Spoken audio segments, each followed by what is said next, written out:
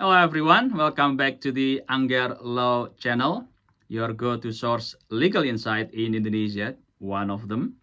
Today's topic is quite interesting.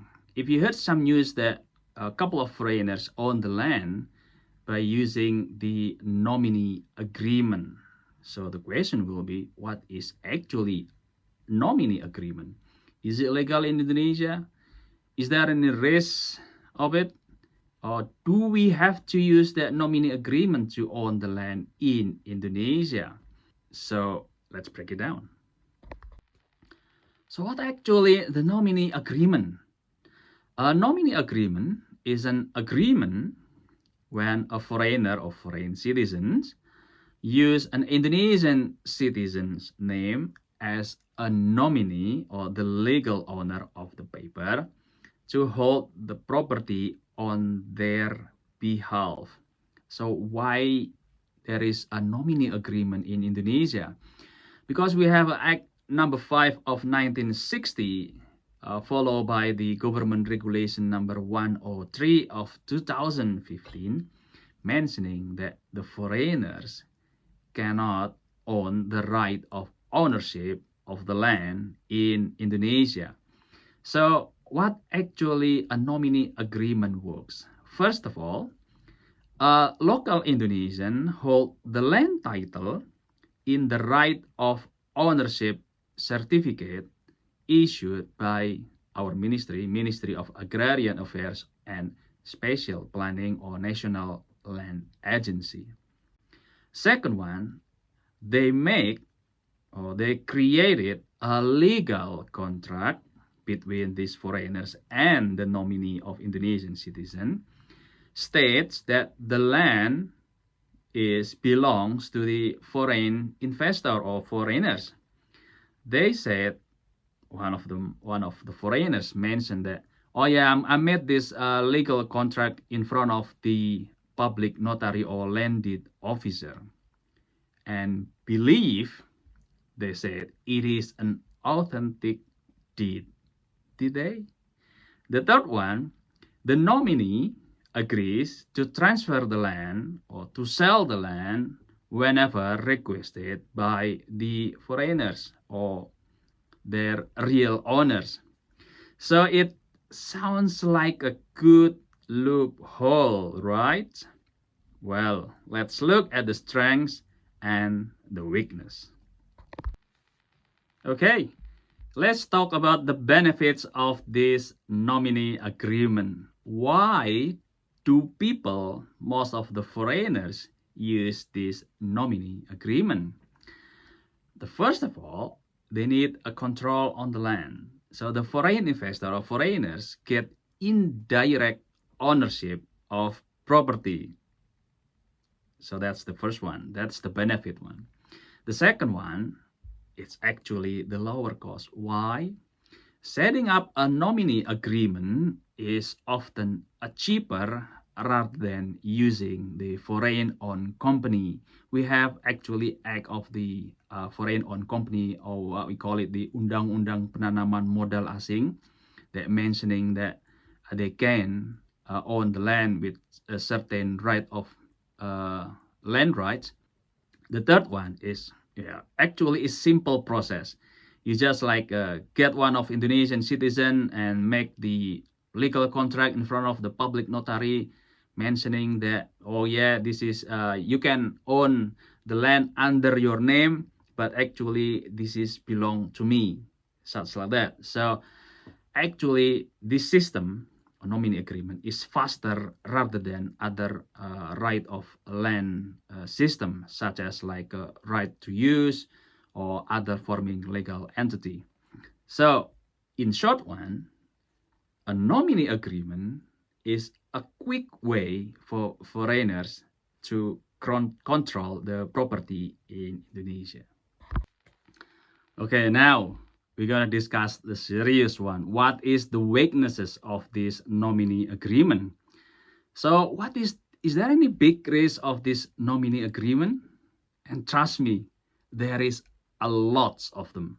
First of all, it is legally unenforceable. Why? nominee agreements are, for sure, is not quite recognized under Indonesian law. If the nominee refuse to transfer or to sell the land back to you, you might lose everything. Some of people mention that, this agreement of legal contract that made in front of the public notary, it is the authentic deed. And then, we will make this contract is based on the freedom of contract principle. But you have to remember, if you see my vlog about the agreement law in Indonesia, there are other principles inside the agreement, such as good faith principle, personality principle, and legal certainty principle, what we call it pacta sunt servanda. So you have to be considered not only freedom of contract principle, but the other principle belongs to the agreement. That's the first one. The second one, there is a risk of disputes. If the nominee dies or deceases, their heirs actually can legally claim the land. Because of what? The name under the right of ownership certificate is under the nominee name. So the heirs, Indonesian heirs, can legally claim the land. So that's the second one. The third one, there is like government crackdowns. If you see or heard latest news from province of Bali government mentioning that they are actively closing nominee loopholes. You see some news that they issue and start to be implement the regional regulation to cut down any nominee agreements in Bali. So please think twice before make any nominee agreement in Indonesia, especially in Bali. And the last one is, actually is no real protection. So the bottom line is, if your nominee decides whether they died or deceased or they still alive and decide to keep the land, you have no legal rights to fight back unless using your legal contract probably is not authentic deed. So if the nominee agreement are so risky in Indonesia, is there any legal alternatives to own the land? For sure, we have some of the rights of ownership of the land in Indonesia, like right to use and other things. Foreigners can own land legally under this title with right to use. And probably you just like make the foreign-owned company, we call it the penanaman modal asing in Indonesia, that you allow lands control under right to build or hak guna bangunan.